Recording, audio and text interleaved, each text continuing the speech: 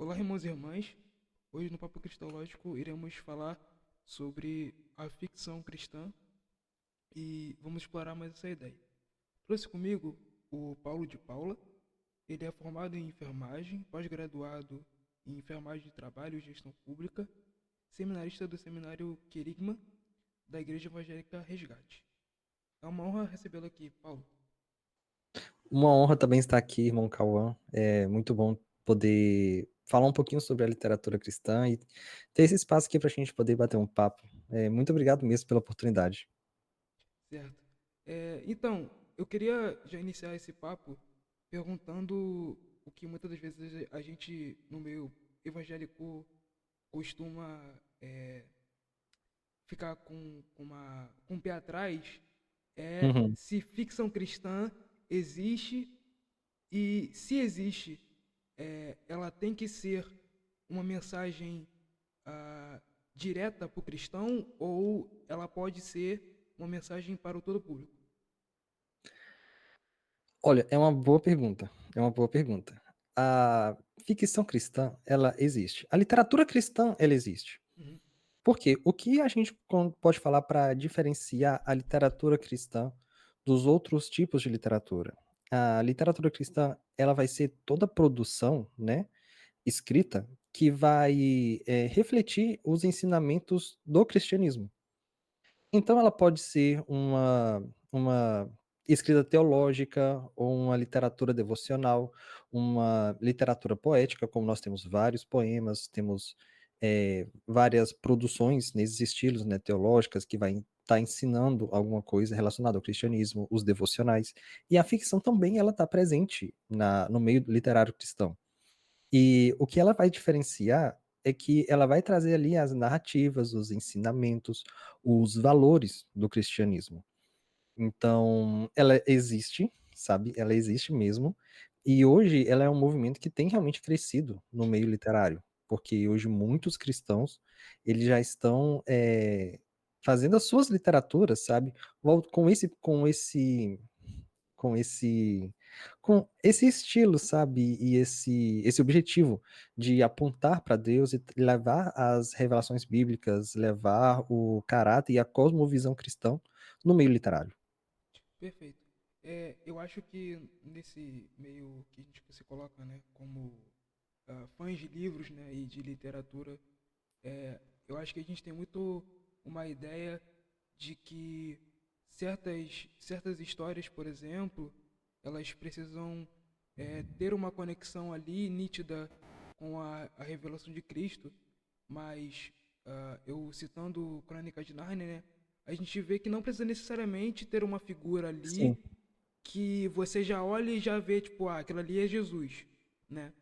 Como, por exemplo, tem nos próprios livros e filmes de Crônicas de Nárnia, a gente entende que Lewis, a princípio, ele não queria mostrar para o público que não é cristão que aquela obra ali pode ser retratada em uma visão cristã, por exemplo, né?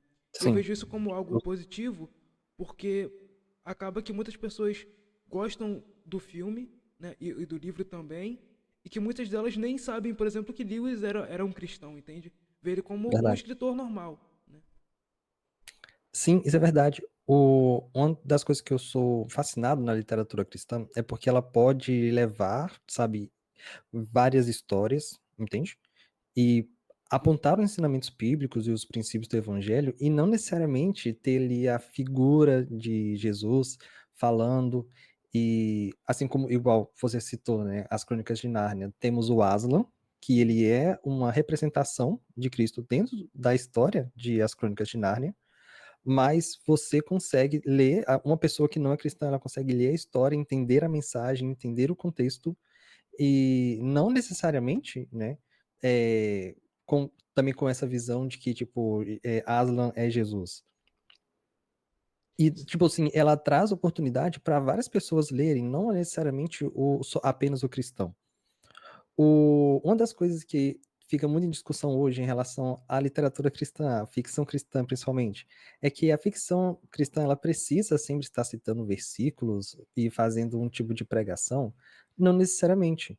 Não precisa estar citando diretamente versículos, não precisa estar citando necessariamente personagens bíblicos para você poder retratar isso, porque as mensagens do evangelho, elas estão muito mais além disso. Ela fala sobre esperança, fala sobre graça, fala sobre arrependimento, fala sobre providência de Deus. Um exemplo que a gente pode citar também é O Senhor dos Anéis, sabe?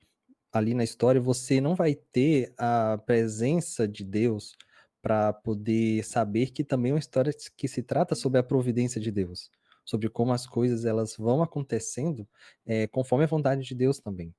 Porque, por exemplo, na história, né, eh, o Gandalf, ele fala que o anel tem o poder de fazer com que as coisas aconteçam conforme a vontade dele, mas existe um outro poder que está acima do anel e que está ajudando eles, colaborando com os personagens principais para combater essa força maligna do anel. Então a cosmovisão cristã, ela vai muito mais além dos personagens e das narrativas, né, que a gente conhece hoje dentro da Bíblia. Ela vai através também das mensagens. Então, uma pessoa que não é cristã e quando pega um Senhor dos Anéis, pega as Crônicas de Nárnia para ler, ela vai entender a mensagem. E não necessariamente por causa dos personagens que estão ali apresentados. Sabe, é o que eu vejo, entendeu? Que, tipo assim, a essência da história é apontar para Cristo, de fato. Mas ele não precisa ser estritamente doutrinário, entende? Perfeito. E isso também eu acho que acaba muito, eu não digo que as pessoas que não lê, que lerem e têm essa percepção no caso, né? Eu não acho que isso tira Não, não o tira. impacto da mensagem que está ali, né? Não De tira. fato. Por exemplo, muitas pessoas gostam e são apaixonadas com o Senhor dos Anéis. E muitas dessas pessoas não entendem, não às vezes sabem que o Tolkien, ele era um cristão também. E que ele fez o seu livro também com algumas mensagens. Muitas pessoas não entendem isso, sabe? E quando você começa a explicar, meio que eles conseguem olhar e falar assim, né, realmente faz sentido. Sim, e também eu acho que tem pessoas, no caso que eu já vi, que condenam essa questão, Uhum, porque é, imaginam ou tentam colocar que, por essa pessoa ser cristã no caso, ela precisa retratar numa obra literária, por exemplo, explicitamente aquela questão de uma mensagem explícita da cruz ou da uhum, salvação ou de algo que relembre a escritura, né? uhum. Porém, eu também vejo isso trazendo para uma outra ótica, né? Como a gente está explorando essa parte de ficção cristã, porque acaba envolvendo também a nossa vida cristã com isso, né? Com Deus.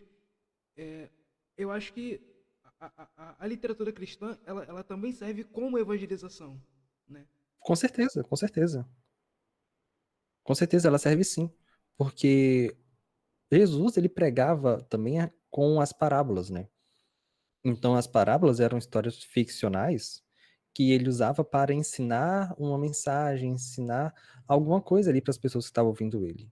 Então, quem escreve a ficção cristã, ele parte do mesmo princípio, sabe? É usar ali as situações ficcionais para poder retratar uma realidade e fazer com que as pessoas consigam compreender essa realidade a partir de uma história ficcional. É uma forma de evangelizar. Muitas das histórias, né, que são escritas hoje, são, né, divulgadas no mercado, ela tem esse caráter de evangelização, porque ela não é para alcançar apenas as pessoas que são cristãs, mas também alcançar as pessoas que não são cristãs para levar essa mensagem. Exatamente. O ponto que eu trago é o seguinte, né? Ah, é claro que é importante a gente trazer obras para o nosso meio, né? Então, Uhum, eu gosto quando tem obras, por exemplo, no meio, por exemplo, filosófico, onde tem ali um escritor que é cristão, ou seja, ele consegue trazer uma perspectiva da filosofia para o cristianismo no caso, né, ou vice-versa, né, consegue conversar, né, então, tipo, aquele assunto que você está procurando no meio secular, ele também é encontrado aqui nesse meio cristão e a gente pode debater sobre esse assunto, né? Não é algo não é algo excludente, né? Não, sim, isso é muito bom, porque a literatura, ela vai começar a conversar com outras tipos de narrativas, outras visões, e tudo ali ela começa a convergir, sabe, para uma edificação. Uma coisa que eu acredito hoje é que tudo que a gente consegue criar, ela, de alguma forma, ela vai falar sobre Deus, entende? Porque Deus é o criador e nós somos criaturas dele. Tudo que a gente cria acaba sendo também um reflexo da criação de Deus. O nosso conhecimento, ela parte daquilo que Deus ele deixa a gente também levar a conhecer, entende? Então, por exemplo, você falou dos escritores e filósofos cristãos, né? E conseguir conversar algumas coisas dentro da literatura cristã é fascinante porque você vê que Tá, eu me perdi um pouco. Qual era a pergunta que você tinha falado? Uhum. Sim. Ó, porque, por exemplo, eu vou dar um exemplo. Existem muitas obras que elas não são cristãs, sabe? Mas que elas acabam refletindo ali alguma coisa. Por exemplo, não sei se você já leu, mas Moby Dick.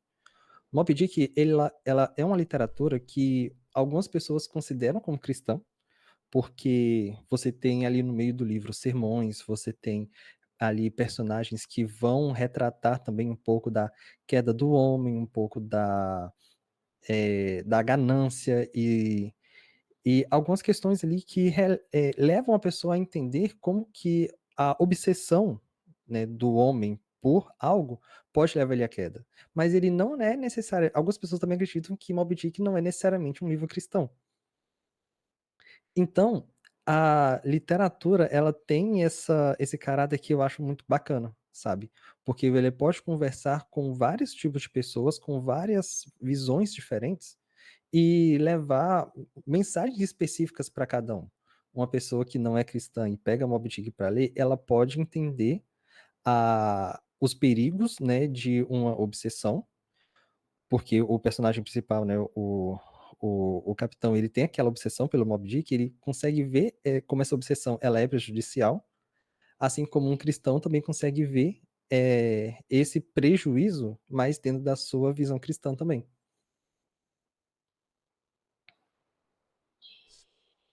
Sim, perfeito. Assim, a Moby Dick eu nunca cheguei a ler, porque é um calhamaço e eu tenho Sim, sim, é certas verdade. complicações com calhamaços. Eu entendo, eu Mas, entendo. voltando a falar sobre essa questão de leitura, que eu acho importante a gente tocar nesse tópico, é, eu acho interessante que muitas das vezes a gente, como cristão, a gente faz a devocional, né? E a Uhum, Bíblia é um compêndio de livros, né? sim, de fato. Você vai ter edições, por exemplo, de Bíblias etíopes, né? Se eu não me engano, elas têm 86 livros, ou seja, são mais livros que a nossa tradição tem.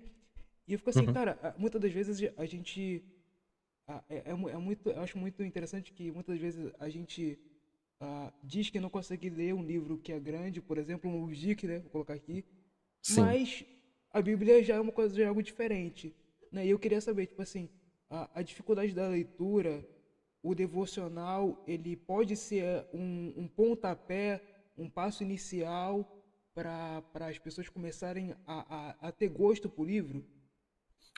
Eu acredito que sim, porque a literatura, a literatura devocional, ela tem um caráter bem mais, ela tem um tom bem mais pessoal comparado aos outros tipos de literatura. Então, você consegue pegar um devocional, por exemplo, um devocional que eu gosto muito é do Spurgeon. E ali, o Spurgeon, né, no devocional dele dia e noite, Sim. cada dia ele traz uma passagem e traz ali uma mensagem, tanto na parte do dia quanto na parte da noite. Então você lê tipo de manhã e você lê antes de dormir.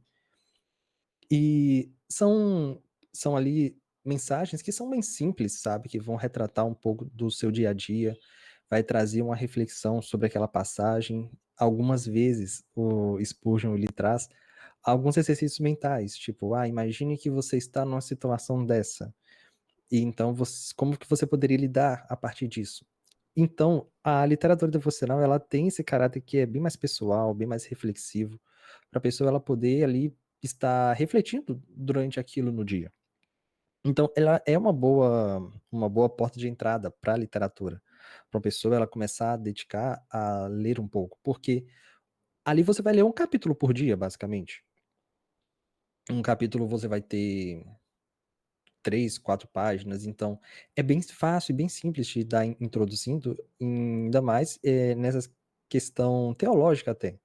Porque algumas pessoas falam, tipo, eu não consigo ler um livro que seja um pouco mais bem desenvolvido e tal. Porque às vezes a pessoa tem alguma dificuldade de atenção, às vezes uma dificuldade de compreensão. A gente sabe que livros teológicos eles são bem mais complexos. Sim, sim. Então, a partir disso, das literaturas devocionais, a pessoa começa a ter contato, né, com a leitura e começa a se apegar um pouco àquilo ali mais, entende? Eu acho que é, tipo, uma excelente porta de entrada.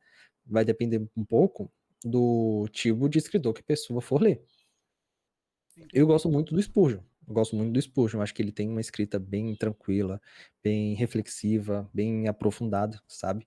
Mas às vezes você vai pegar algum outro escritor, eu não vou saber citar aqui agora, mas você vai pegar algum outro escritor que tem uma escrita um pouco mais rebuscada, entende? Usa algumas palavras e alguns termos que são um pouco mais, né, complexos. Vai depender muito do autor que você escolher para ler, mas é uma excelente porta de entrada, sim. Perfeito. É, até sobre esse devocional que você falou, eu tenho ele aqui, né? Eu utilizo às vezes para ler. E de fato, cara, é uma. Eu acho que a leitura, a forma como o Lewis, que Spurgeon coloca essa questão de você estar ali, né, todos os dias ele buscando o Senhor, né? E muitas das vezes também eu acho que às vezes a gente não tá afim de, tipo, cara, hoje, tipo assim, cara, hoje eu não tô afim de sentar aqui na cadeira, abrir a Bíblia e Uhum, ler, entende? E aí eu acho que esses devocionais são um auxílio, né, pra gente, com né? certeza. E tem pessoas também que, às vezes, eu falo por mim mesmo, eu vou ler alguma passagem na Bíblia e eu não entendo o que que tá na minha frente. De fato. E aí, quando eu pego um devocional, pego algum livro comentado, sabe? E eu leio aquela passagem e vou ver o comentário, aquilo se esclarece também. Isso também é um bom caráter da literatura cristã, é que ele ajuda a esclarecer algumas coisas também, né?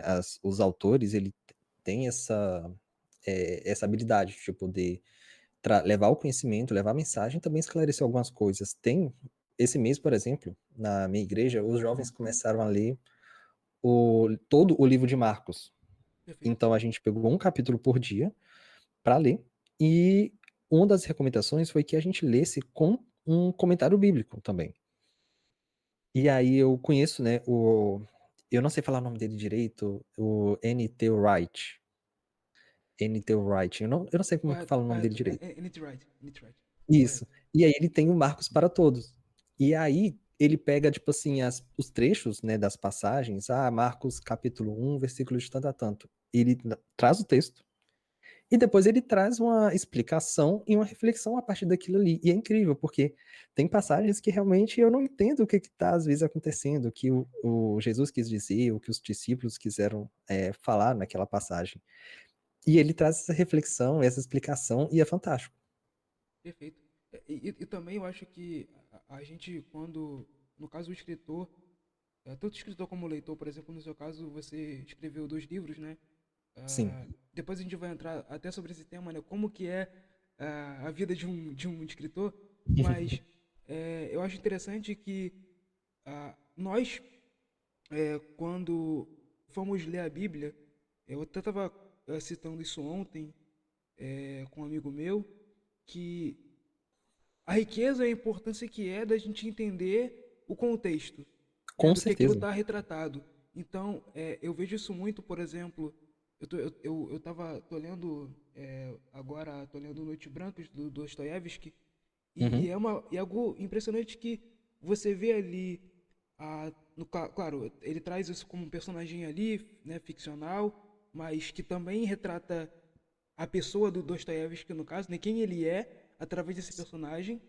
E você também vê questões ali que são do própria vida do que ele está vivendo ali, do personagem, como também do próprio escritor. Então, por exemplo, a gente percebe que quando o escritor ele está melancólico, ele vai pensar isso pro personagem dele. E a gente vai Com certeza. perceber ali que, tipo, caraca, esse capítulo aqui, ele tá mais melancólico que o outro. Tipo, então provavelmente, nesse dia, o sentimento também era o mesmo, entende? Uhum. Ou ele tenta buscar esse sentimento para tentar retratar no livro.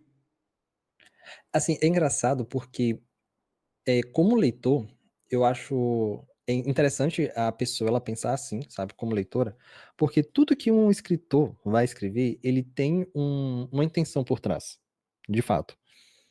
Eu também estou lendo Noites Brancas, do Dostoiévski, e tem coisas que ele escreve, né, do personagem dele, o sonhador, que quando eu estava lendo, pensava, tipo assim, mas por que que ele está falando isso e por que esse personagem está agindo desse jeito? E aí, quando eu comecei a pesquisar um pouco mais sobre Dostoiévski, né, um pouco da biografia dele, as coisas começam a se esclarecer. Por que aquele personagem daquele jeito? Por que se passa em São Petersburgo? Então, o autor, ele sempre tem uma intenção por trás. Quando a gente começa a entender o contexto, né, das situações que as passagens bíblicas foram escritas, elas começam a fazer um pouco mais de sentido. É, no seminário, por exemplo, a gente vai ler um pouco sobre Salmos, por exemplo. E a gente vê que cada salmo, no livro de Salmos, porque o livro de Salmos tem lá todos os salmos, mas cada salmo foi escrito em uma época diferente, em um contexto diferente. Davi, ele vai escrever um salmo baseado naquela situação específica que ele está vivendo, ou baseado na época que Israel está vivendo. Então, às vezes, você vê que Israel está num momento que está ali muito grata a Deus, louvando e tal. Você vê salmos que são bem mais alegres. E porque tem salmos que são bem mais tristes e mais contritos ali, porque é uma época que os israelitas eles estão mais afastados de Deus, estão ali em um pouco de luto, né, e estão mais contritos também. Então, quando você lê os versículos e as passagens com um contexto, as coisas começam a fazer mais sentido. Um exemplo que aconteceu nessa leitura de Marcos, né? Quando Jesus ele convoca os apóstolos, né? Os seus seguidores, né? Os discípulos, para ser mais exato para o contexto. Quando ele convoca os discípulos, ele fala ali umas palavras, né, para os discípulos e um jovem veio me perguntar assim, Paulo, mas é, por que que quando o Jesus fala isso, ele está falando com os discípulos ou ele está também falando com os futuros cristãos? E aí, eu conversei com ele e falei, olha, naquele momento ele está falando estritamente com os discípulos. Muitas passagens a gente vai ver na Bíblia que Jesus está falando realmente com os discípulos, mas que em um contexto maior, futuramente, sabe, ele também se aplica a nós. Então, esse contexto realmente é super necessário, sabe? Como escritor, isso fica ainda mais engraçado porque a gente que escreve, a gente tem essa. A gente faz isso de uma forma, às vezes, muito automática, sem perceber. Você fala ali sobre um personagem, coloca ele numa determinada situação, que acaba realmente refletindo um pouco do que você está vivendo, do que você está sentindo no momento. Então, por exemplo, quando eu leio Notícias Brancas, eu vejo, né, o Dostoiévski falando sobre o personagem dele, e aí eu já fico querendo imaginar, sabe, em que contexto, em que situação aquele personagem, o que o autor realmente queria passar. E isso não é só com Dostoiévski, com a Bíblia, isso é com várias coisas. A gente sempre realmente quer tentar entender um pouco da cabeça do escritor a partir da obra que ele está escrevendo, sabe? Isso é muito engraçado. Sim, realmente, realmente. Porque quando a gente começa a ver aquele momento, realmente, é, a gente consegue entender a situação e o contexto na qual aquelas pessoas estão inseridas. E ela reflete depois num aprendizado futuro. Igual você falou, ao largar tudo e seguir, hoje pra gente tem um ensinamento de você abrir mão das suas vontades carnais para seguir a vontade de Cristo. É um ensinamento que reflete, né, na nossa realidade hoje. Mas naquela realidade onde as pessoas elas realmente viviam apegado a algumas coisas, apegado a situações, e os próprios judeus ali da época, eles viviam apegados própria, à própria imagem do Messias que eles criaram. Quando Jesus fala para abandonar tudo, tipo assim, até mesmo a visão que eles tinham do Messias, sabe? Que era aquele cara guerreiro e tal, que vinha para derrotar Roma. Jesus não era esse tipo de Messias naquele momento, sabe? Mas Jesus, ele, né, ele fala que voltaria, que vai voltar como realmente esse guerreiro para livrar as nações, né, de todo mal. Uma situação que é bem que eu passei nesse contexto também, lendo Marcos durante o mês, foi quando eu me deparei com Marcos 13, que fala quando Jesus fala com os discípulos, né, que quando eles veem o templo, não vai sobrar pedra sobre pedra, porque havia uma grande tribulação para vir. Esse, esse devocional comentado do N.T. Wright, ele vai falar que naquele contexto, Jesus ele estava alertando os discípulos porque depois que Jesus ele fosse, né, ressuscitado e ele fosse assunto aos céus e a igreja começasse, haveria um tempo de muita tribulação para a igreja, entende? A igreja primitiva ela teria muitas dificuldades e elas seriam perseguidas, eles seriam torturados, eles seriam mortos pelo nome de Cristo. Mas que Jesus ele alerta que eles não precisavam se entregar a esse desespero, que as coisas dariam certo.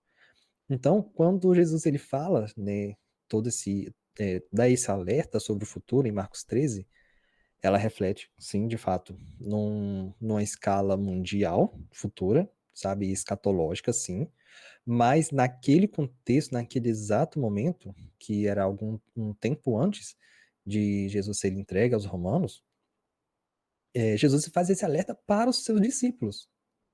E quando eu li isso no devocional, muitas coisas se esclareceram, entende? Que a gente vive hoje e a gente aprende com os ensinamentos dos nossos pais da igreja primitiva e tal, mas naquela época eles precisavam aprender alguma coisa muito específica para aquela época. Perfeito. É, trazendo agora para um lado mais pessoal seu, né? Eu vi que você escreveu 2 livros. Uhum. Fico muito orgulhoso, né? Porque eu nunca tive a presença de ter uma pessoa, um amigo escritor. É, tenho escritores na minha família, né? O meu tio é escritor. Ah, mas eu queria saber de você como que é o contato à escritura e é difícil para você, é difícil para uma pessoa que, tipo assim, olha, eu tô a fim de escrever um livro sobre qualquer assunto que seja. Por onde que eu devo começar? Então, essa é uma parte que é até um pouco complicado, porque eu falo complicado porque, por exemplo, vou contar um pouco da minha trajetória, que eu sempre li livros de ficção científica, que era o que eu mais lia na minha infância. Então, eu sempre li muitos livros de ficção científica. E ali por volta dos meus 9 anos de idade, eu estava procurando um livro muito específico para ler. Tipo assim, eu não sei se você já passou por isso, mas às vezes você quer ler um livro muito específico de um assunto muito específico e eu não encontrava esse livro Ah, sim, para com ler. certeza. Sim. E nisso eu pensei, não, será que eu não estou encontrando esse livro para ler? Eu vou começar a escrever esse livro que eu quero ler. Então foi quando eu comecei a escrever e criar histórias. Então, e aí a partir dessa idade, a partir ali dos 9, 10 anos, eu comecei a criar as minhas próprias histórias e eu comecei a desenvolver um livro de fantasia que eu realmente queria estar lendo. E foi a partir disso que eu comecei a desenvolver, entende? Foi lendo outros livros, fui aprendendo sobre como se construir uma história e fui desenvolvendo essa habilidade, entende? Da escrita. Mas a pessoa fala para mim, como algumas pessoas chegaram, Paulo, como que eu começo a escrever? você começa a escrever lendo. Porque quando você tem muito contato com a literatura, você aprende como que uma história ela é contada, primeiro você vai tentar replicar aquilo. É muito difícil uma pessoa, tipo, que está começando a fazer alguma coisa, ela já começar criando. Primeiro a gente começa replicando. Por exemplo, quando a gente é criança, a gente precisa aprender a escrever, a gente começa a imitar o que o nosso professor está escrevendo. Ah, o A, ele é feito assim, então a gente vai replicar o que o nosso professor está fazendo. Então, a pessoa que quer começar na escrita, ela começa a replicar. Eu, né, nos meus primeiros livros, eu gostava muito de ler uma história que eu, né, achava bem interessante e tentava contar uma outra história baseado naquilo.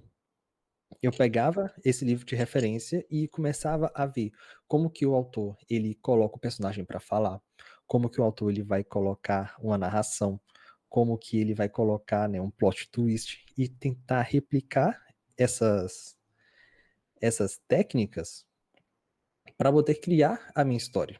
E a partir disso, né, com o tempo e com os aprendizados, você começa a automaticamente criar as suas próprias histórias realmente como um livro deve ser, entende? A gente não vai começar realmente, tipo assim, escrevendo um best-seller, mas com o tempo a gente começa a entender como a dinâmica de contar uma história funciona e como você vai fazer isso. E você pega de referências, sabe? Você tem que ter referências, você tem que ter bagagem literária para poder fazer isso de uma forma melhor. Sim. É, e isso eu vejo muito que você falou, por exemplo, sobre ter essa bagagem. ah, eu tava no mês retrasado, né? A gente está em agosto agora, no mês de junho. Eu fui na Bienal do livro. Foi a minha primeira Bienal que eu fui. Eu achei muito interessante, né? Eu Bacana. consegui ver que assim, a vastidão de livros que tem e de vários gostos, mas Uhum. algo ali me chamou a atenção e depois eu descobri que isso é mais comum do que eu via, é que tem pessoas ali que vão somente estar ali para poder comprar livros para deixar de decoração de casa, né? Tipo, é algo que eu fico assim, caraca, mas Incrível. essa pessoa, ela não tá ali pra ver a vastidão que tem, né? Tipo assim, da literatura, por exemplo.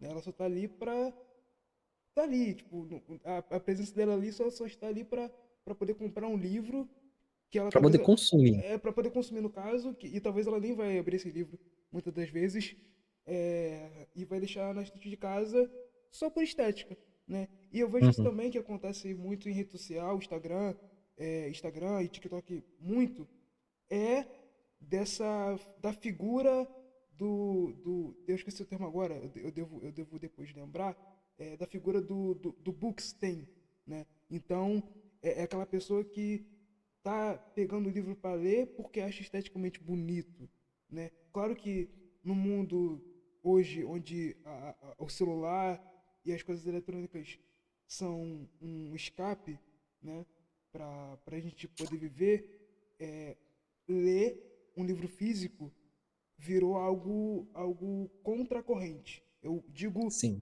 algo revolucionário, vamos colocar dessa forma assim. E aí eu vejo que isso também é um perigo, porque no Brasil, por exemplo, infelizmente a leitura ela é reprimida. Isso eu digo reprimida no sentido de que você não tem ali uma recompensa, no sentido de que, tipo assim, as pessoas não vão ler porque elas acham que vão é, buscar algo ali que possa acrescentar para a vida delas, muitas das vezes, mas as pessoas vão ler só por obrigação, né, por exemplo. E aí, eu acho que isso, colocando na nossa perspectiva cristã, acaba fazendo com que a pessoa ela tenha essa perda do interesse por livros, né? Por exemplo, ah, no meio teológico, creio eu, né? Porque eu ainda não iniciei ainda, mas pretendo iniciar meus estudos ah, a longo mais. A leitura é algo indispensável. Com certeza, É com certeza. indispensável. Então, tipo assim, Com se certeza. a pessoa ela vai querer, sei lá, fazer qualquer coisa na igreja, né? Ah, Uhum. cara, vamos supor aqui, a pessoa, sei lá, ela vai se diaconiza, ou diácono, por exemplo, ela precisa ler algo que tenha algo que tenha a ver com aquilo que ela está fazendo. Porque, primeiramente, que Sim. tem a ver É com o uma forma de Senhor aprendizado também. e como forma de aprendizado, justamente.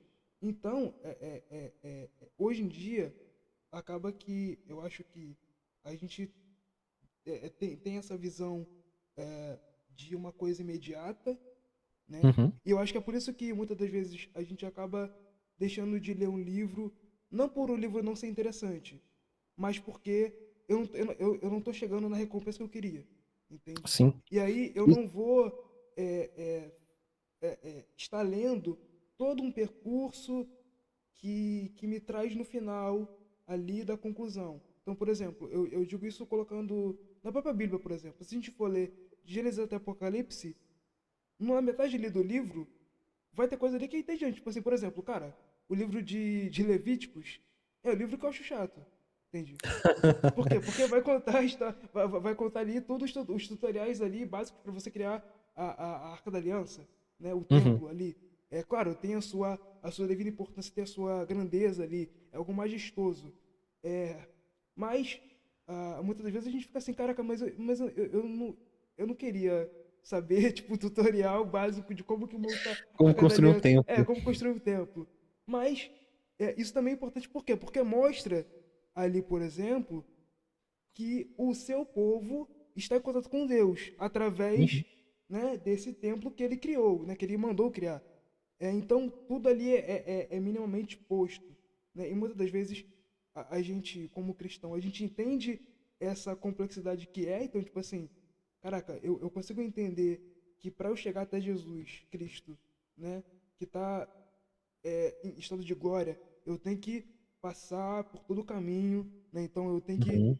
eu tenho que entender ali quem foi João Batista, quem foram os pais de João Batista, quem foi Maria, quem foi Isabel, quem foi os apóstolos, quem foi Judas, é, quem foi os fariseus, né? E entender essa complexidade que a história cristã traz no caso, para chegar no ponto final, né? Uhum. É, eu acho que se a gente colocar essa perspectiva na mesma posição dos livros, ou seja, para eu chegar no final de Noites Brancas, eu tenho que ler todo o livro para Sim. entender, sabe? Para eu chegar a essa conclusão, no caso, eu tenho que necessariamente ter lido ele todo para tanto emitir uma opinião boa ou não, entende? Sim. A questão é que o conhecimento ele é uma construção, né? Você vai construindo o conhecimento. Então, hoje, uma das dificuldades que as pessoas têm para ler, igual você falou, é a falta de recompensa imediata. A gente está tão acostumado com as redes sociais, né? Que você tem ali as recompensas mais rápidas, tipo, você ouvir um vídeo, você posta alguma coisa, você ganha uma curtida, um comentário, um compartilhamento, você Sim, sim. recebe mensagem, você manda mensagem, e tudo é muito imediato. Assim, inclusive, do Twitter, eu deixei só de. Eu, assim, eu tô usando o Twitter somente no notebook. Eu deixei de Aham. usar no celular, por quê? Porque eu vi que, cara, toda hora uma notificação Toda que às hora vezes uma eu mensagem. fico assim, caraca, tá, por que a pessoa comentou isso no meu post? Tipo, sabe, por quê? Entende? Então eu fico assim, cara, eu vou deixar somente pra uso no computador. Em E um momento específico. sim, quando eu quiser abrir, eu vou abrir, sabe? Eu não preciso ficar refém dessa rede social, entende? Uhum. Isso é um perigo, isso é um perigo, porque a gente acaba, e você falou, a gente acaba ficando refém disso. Quando eu estava na época da faculdade, e na faculdade, assim, você tem as leituras acadêmicas, Uhum. os artigos, você tem os trabalhos para fazer, você tem as matérias para estudar, você tem visitas técnicas, e eu tinha que trabalhar ainda. Eu, isso realmente acabou com o meu hábito de leitura. Então, depois da faculdade, eu levei um tempo para poder desenvolver novamente esse hábito. E eu lia, naquela época, eu lia muitos livros de fantasia, ficcionais. Eu não era muito de ler livros de, tipo, de desenvolvimento pessoal ou livros teológicos. Quando eu entrei no. Porque antes de entrar no seminário agora, do Querigma, eu passei por um curso básico de teologia, que é da Uhum. ETAD, a Escola de ensino teológico das Assembleias de Deus. E lá foram 2 anos estudando os livros da Bíblia, todos os livros, em todos os capítulos, pedacinho por pedacinho. Perfeito. E nisso, a gente passou por Levítico, sabe? E a gente, tipo, a minha visão de Levítico mudou completamente Completamente. quando a gente vê, tipo assim, todas as instruções, né, de como deveria ser o tabernáculo, como que as roupas deviam ser, como que as pessoas deviam, né, tipo, se alimentar. A gente vê toda a construção, né, da identidade, da cultura do povo judeu, é fantástico. E aí quando você compara o livro de Levíticos com o livro de Hebreus, é sensacional, entende? Sim, sim. Então minha visão com o livro de Levítico mudou E é muito. interessante que, por exemplo, só te cortando, perdão, a gente Tranquilo. também vê isso retratado tanto na visão da igreja, por exemplo. Então, tipo assim, Sim. se o templo naquela época era um templo bonito e agradável, né? A igreja, claro, aí eu tô colocando aqui no caso, se a igreja tiver condições Uhum. financeiras básicas para isso, tá? Eu não estou colocando isso como regra. Mas Entendo. uma igreja bonita também, isso traz a beleza e a exaltação, no caso, de Deus. Creio eu que seria no mesmo formato, colocando assim, né? Claro que isso é algo secundário, né? Porque o importante em si é a palavra de Deus, né? Uhum. Eu sempre coloco assim, cara, se a igreja tendo pão, vinho, água e palavra de Deus, tá ótimo. É isso aí que tem que Uhum. ter e ponto. As Sim. coisas, outras coisas no caso, não são tão essenciais quanto isso. E isso é uma coisa que é inegociável. É, mas a gente pode até mesmo trazer isso para uma questão da nossa vida cristã, que é essa parte da estética mesmo, entende? Uhum. Que no livro de Levíticos, no caso, conta essa visão. Hebreus também vai retratar, né, essa importância. Eu vejo isso muito também nos livros de Paulo também, que vai falar sobre essa importância também no caso, né? Mas pode continuar falando. Não, eu realmente, essas questões e esses ensinamentos que Deus, né, leva para o povo em Levíticos, elas são muito importantes para a questão de identidade. Porque como que os judeus, né, eles iam se identificar como um povo de Deus, um povo escolhido por Deus? Eles deviam ter sua própria identidade, eles deviam ter a sua cultura, eles deveriam ter a sua literatura, né? E a sua escrita. Então, isso tudo foi sendo formado, naquela época ali do deserto. E em Levítico a gente consegue ver muito bem isso tudo sendo retratado. Assim como hoje também, dentro, né, do nosso contexto de igreja e de cristão, a gente também precisa ter a nossa identidade, a gente precisa ter a nossa construção de conhecimento. Como eu falei, o conhecimento ele é uma construção. Nessa época que eu estava na ETAD, na escola teológica, eu comecei a ver a necessidade de ler livros mais teológicos, sabe? Para poder aprender e me aprofundar mais nesse conhecimento que o professor passava ali. Então, eu, eu diminuí meu tempo de celular, Uhum. meu tempo de redes sociais, para dedicar mais tempo à literatura. Então, desde 2023, eu venho tentando ler pelo menos um livro por mês. E às vezes acabava acontecendo de eu ler 2 ou 3 livros dentro do mês. Sim, Aí eu parava e pensava: "Nossa, eu dizia que eu não tinha tempo para ler livro, mas tempo a gente tem. O negócio é que a gente gasta nosso tempo muito mal". O perfeito. que eu acho problemático, você falou dos bookstans, né, em que muitos desses bookstans hoje que a gente vê no Instagram, também no TikTok, é essa galera que lê tipo 10, 20 livros dentro do mês. A pessoa não vai entender nada do que tá lendo, sabe? Eu acho, na verdade, até ofensivo pro escritor que escreveu aquele livro, uma pessoa ler o livro em 2 ou 3 dias e às vezes não entender a profundidade, ou Sim, não sim, entender sim. a mensagem que ele quer passar. Sabe, você comentou dos bookstans e isso que eu acho uma coisa problemática hoje dentro desse meio dos bookstans. Mas a literatura, ela ela vai ser importante nessa questão da construção do conhecimento. Hoje, muitas coisas eu aprendi, sabe, é, né, relacionado às escrituras, à palavra de Deus, através dos livros que eu li que explicam isso. Ó, um livro que eu acho, nossa, eu acho, tipo assim, fantástico, fantástico. É, pera aí, eu me perdi aqui. Um livro que eu acho muito bom, chamado As Evidências da Ressurreição de Cristo. Ele é um livro que vai falar sobre, é um livro acadêmico, Sim, sabe? Que ele vai falar sobre a época que Jesus ele foi crucificado e ele vai começar a trazer relatos de profissionais que trabalham em várias áreas, tipo de antropologia. Você vai ter ali advogados, vai ter investigadores, vai ter autoridades, entende? Que vão mostrar como que Jesus realmente ressuscitou. Eles comprovam a ressurreição de Cristo.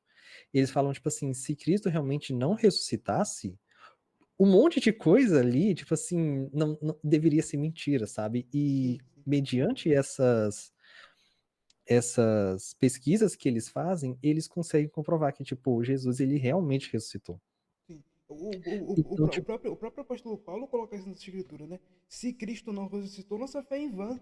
A gente vive exato, para nada, exato. literalmente, né? E aí você tem um livro, sabe? Você tem um livro que ele vai mostrar pessoas, tipo, da nossa época, sabe? Da nossa geração, que vão comprovar isso também.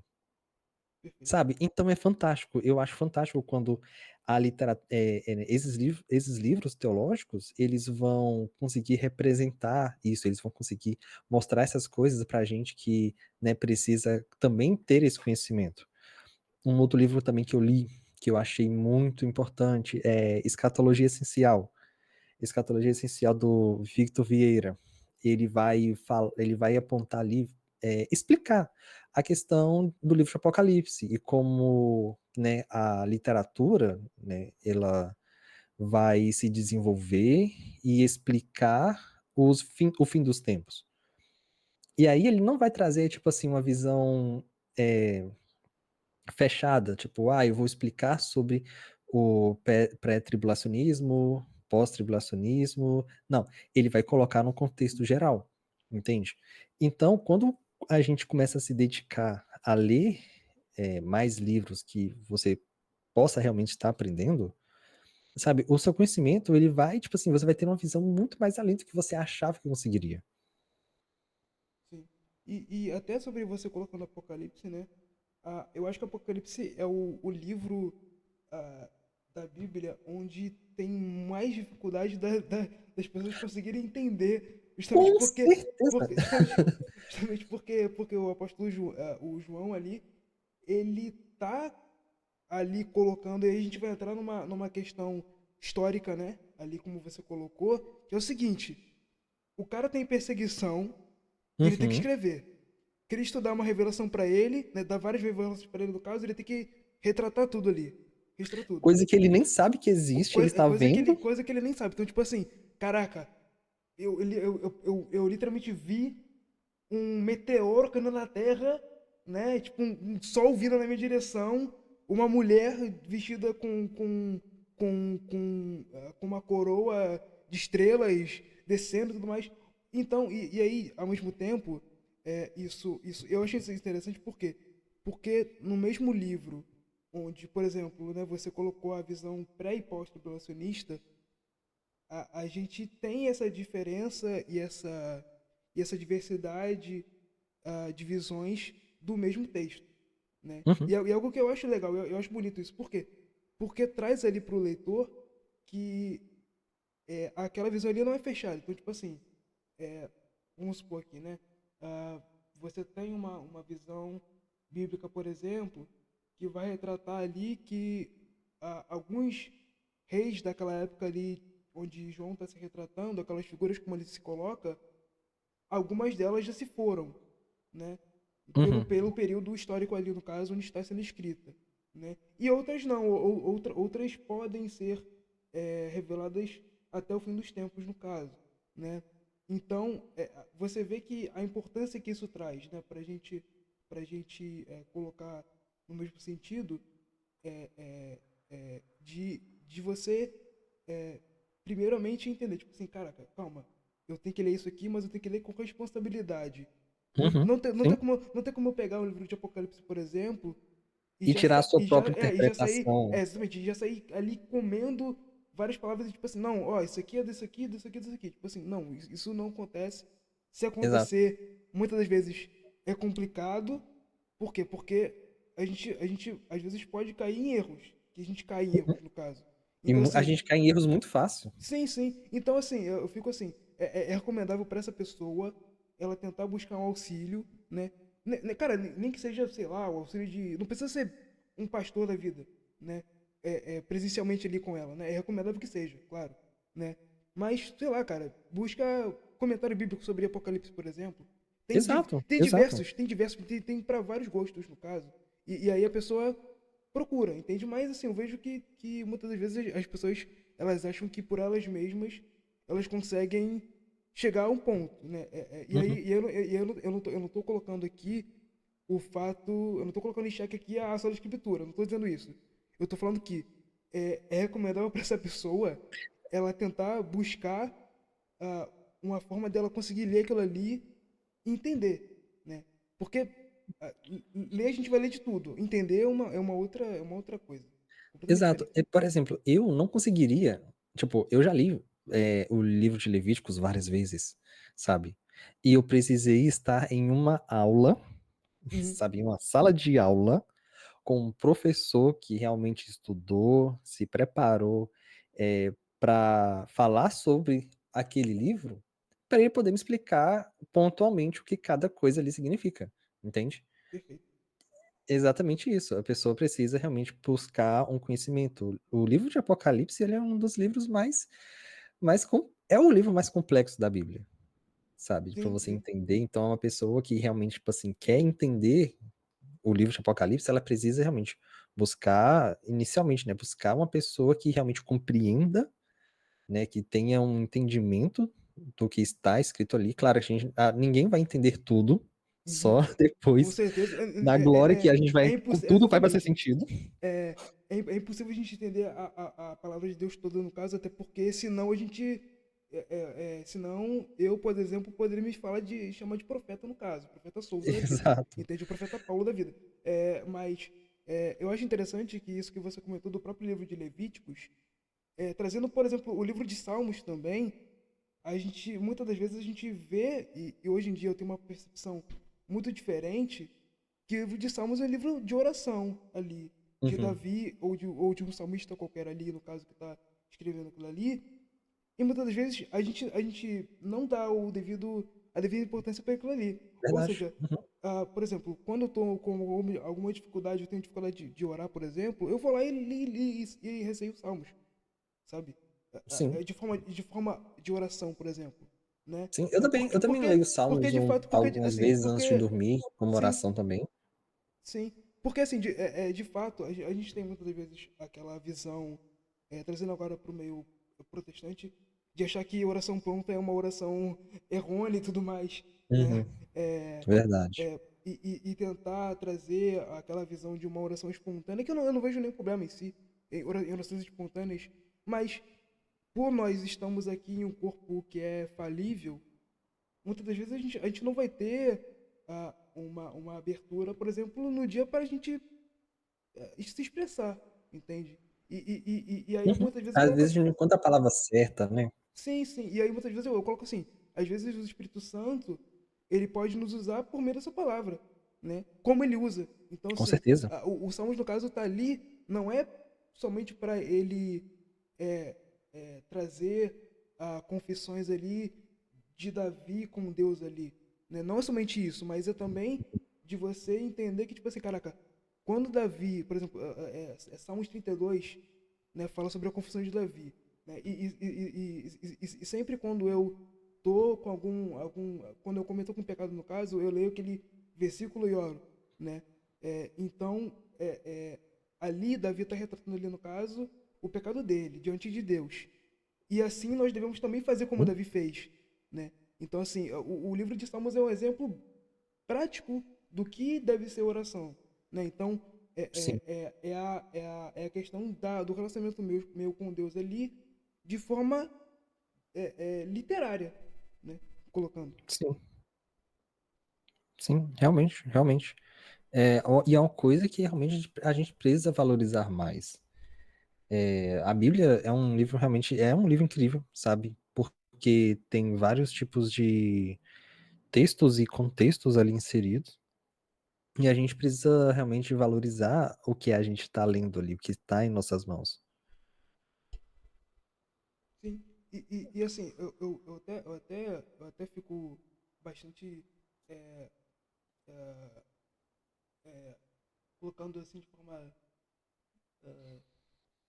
feliz por isso, porque eu acho que hoje em dia, essa nova geração ah, de cristãos, eu vejo muito que elas estão acabando se voltando mais para aquele lado.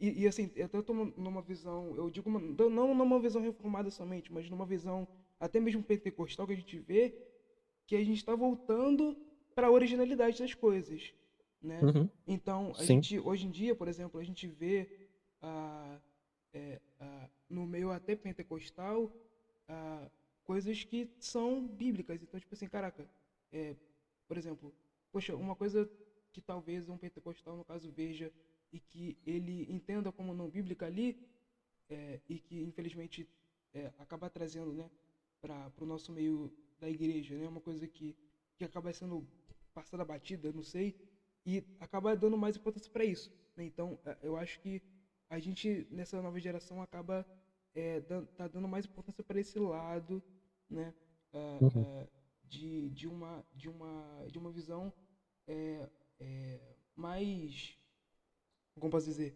é, me fugiu a palavra aqui. Uma visão mais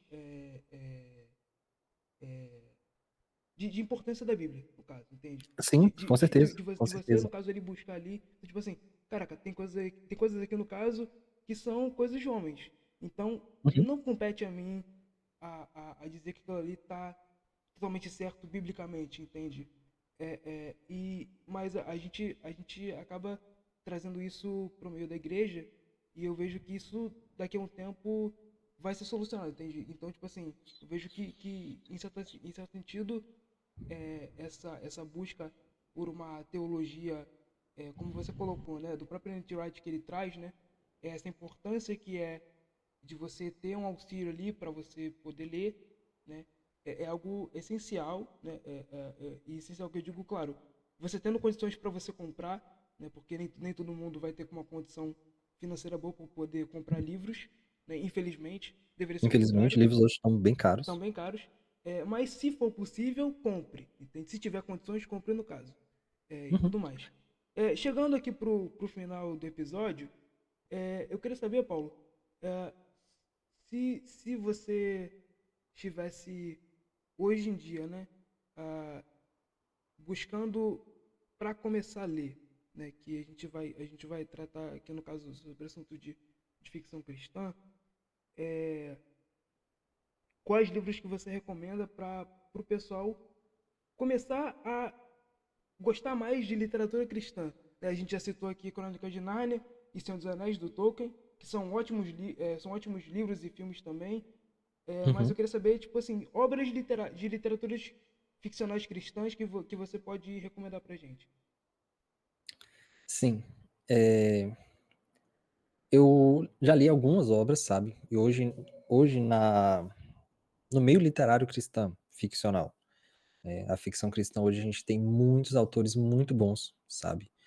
Muitos autores que realmente se dedicam a escrever livros que tragam essa mensagem.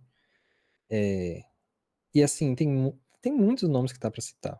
A gente já citou, você falou, a gente já citou o Senhor dos Anéis, já citou as Crônicas de Nárnia. Um livro que eu li faz pouco tempo e eu também citaria é O Peregrino e A Ótimo livro, Peregrina, ótimo livro. que é a continuação, né? O Peregrino é sensacional, porque, tipo, são três livros que eles são bem diferentes entre si. Por quê? porque vai depender da visão do autor naquelas obras. C.S. Lewis, ele tem um caráter bem mais é, bem mais como eu posso falar? Ele vai contar tipo uma parábola, Uhum. entende? As Crônicas de Nárnia, ela é uma parábola. E aí ele vai contar essa história e cada personagem vai representar ali um pouco do que a gente vê dentro da Bíblia, sabe? Uhum. Aslan sendo Jesus, os personagens principais ali, eles sendo a representação do homem, né, da humanidade. Então, você tem, né, essa comparação, tem como se fazer essa comparação.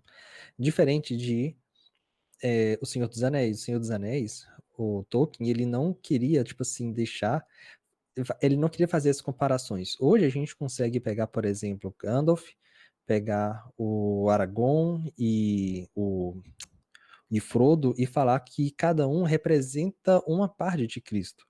Uhum. Mas não era a intenção de Tolkien. Ele queria mostrar como que, né, as E, nem, pessoas. e é interessante que assim, nem de Lewis também era, né? A princípio, o sentido não era para ser uma representação ali fidedigna, né? Sim, mas, Mas mas a visão acabou deles sendo. da escrita eram bem diferentes nesse sentido, Sim, sim. entende?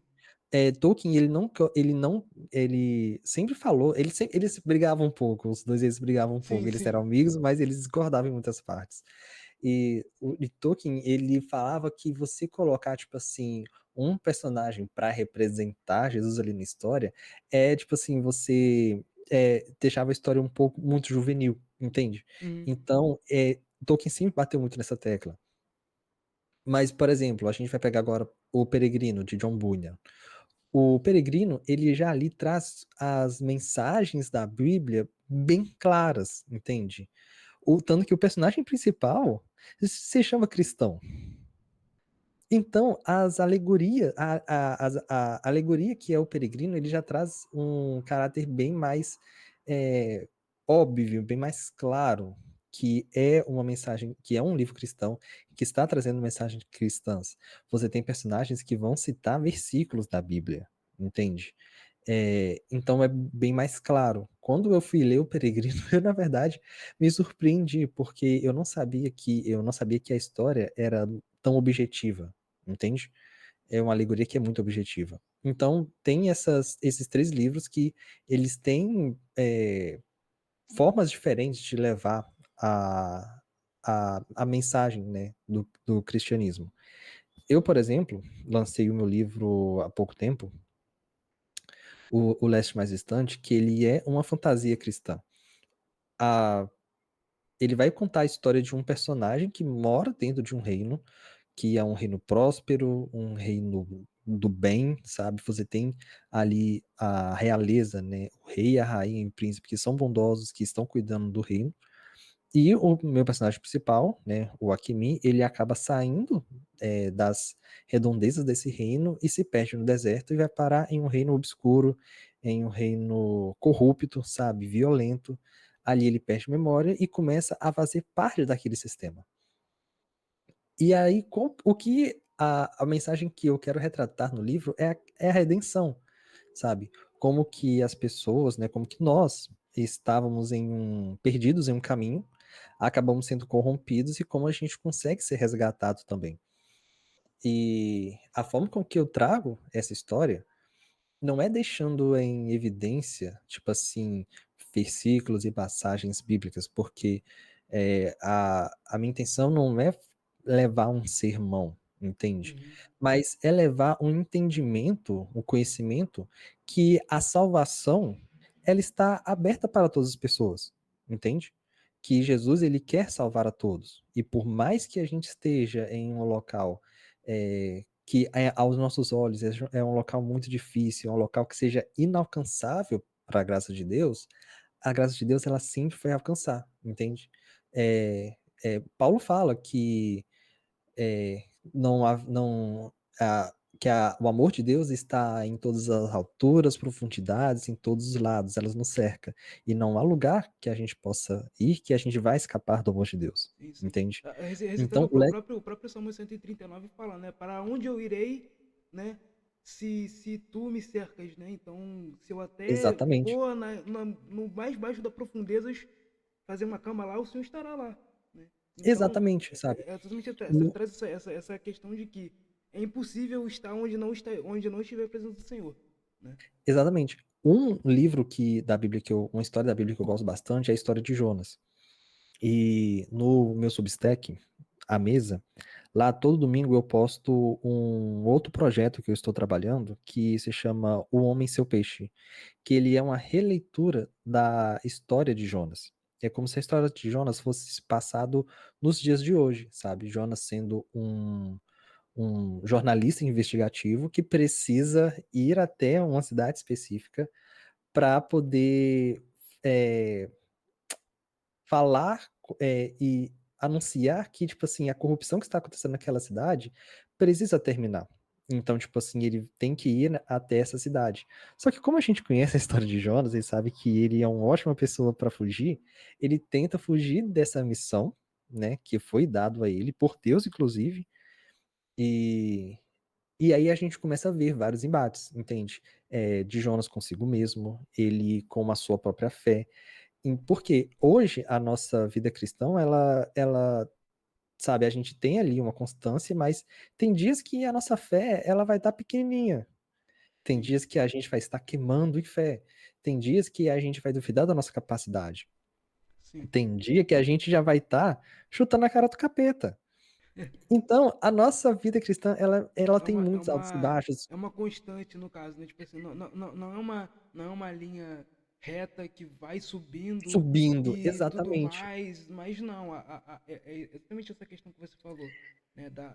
Dessa, colocando né, a santidade, né? Que a gente coloca no Uhum. caso, né? Então, E são pontos que vai e vem, né? E isso é normal, né? Viver a E fé é a isso. minha, e a minha intenção, meu objetivo em O Homem e Seu Peixe é retratar a vida, sabe, desse cristão que está constantemente, eh, que está ali com a sua fé no dia a dia, entende? Jonas, ele é uma pessoa assim como eu, como você, como quem está ouvindo esse podcast, e que recebeu um chamado de Deus e que precisa fazer, mas ainda tem medos, ainda tem inseguranças, entende?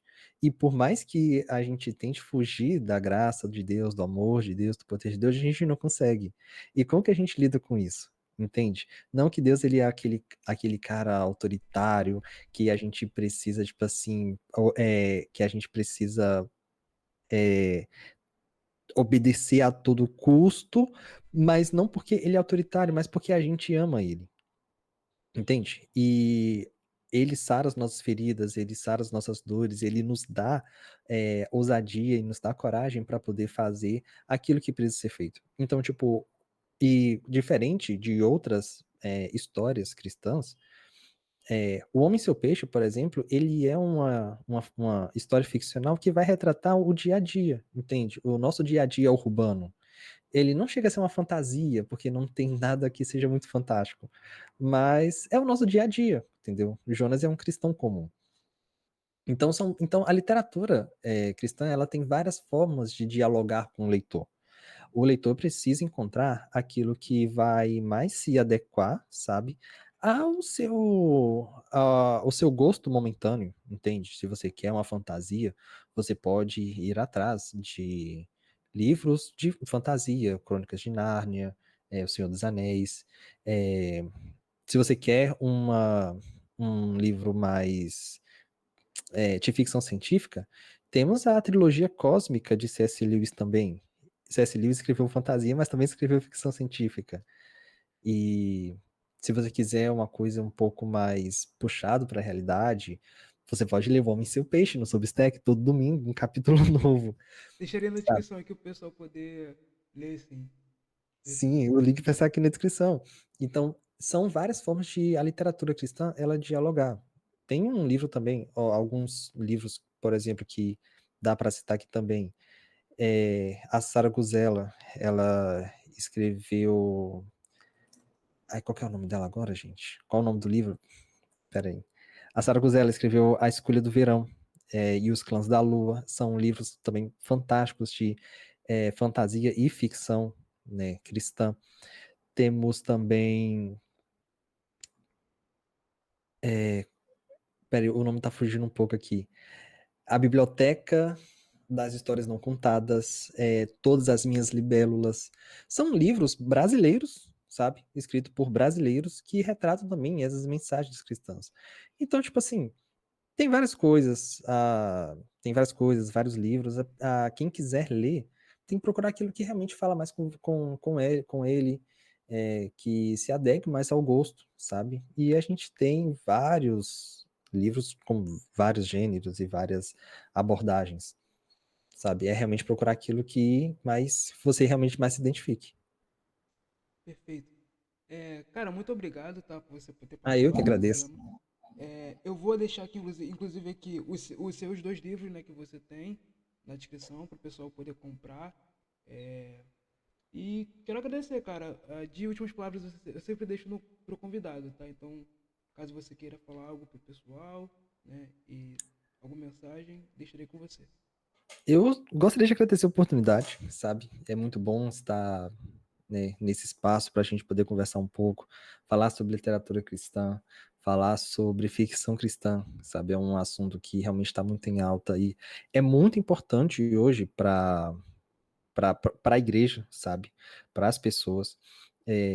Porque a fé cristã não é uma fé cega. Pera rapidinho que eu vou no banheiro e já volto. Rapidinho. Aí pode voltar. Tá, vou começar do início. Eu realmente quero agradecer, cara. Peraí. Eu realmente quero agradecer, meu irmão, a oportunidade de estar aqui nesse espaço para a gente conversar um pouco sobre literatura, apresentar a ficção cristã.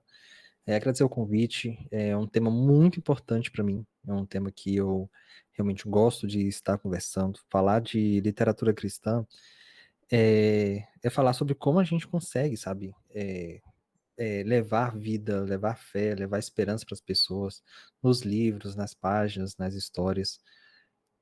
Para quem realmente quer ler ficção cristã, eu sempre estou recomendando, eu sempre estou falando com os meus amigos, com os meus familiares, porque é uma forma da gente alcançar corações, entende? Está edificando a igreja e apresentando Cristo para as pessoas. Então, você que está escutando esse podcast, se você ama ler ou escrever ficção, continue, porque é, é a palavra de Deus também, sabe?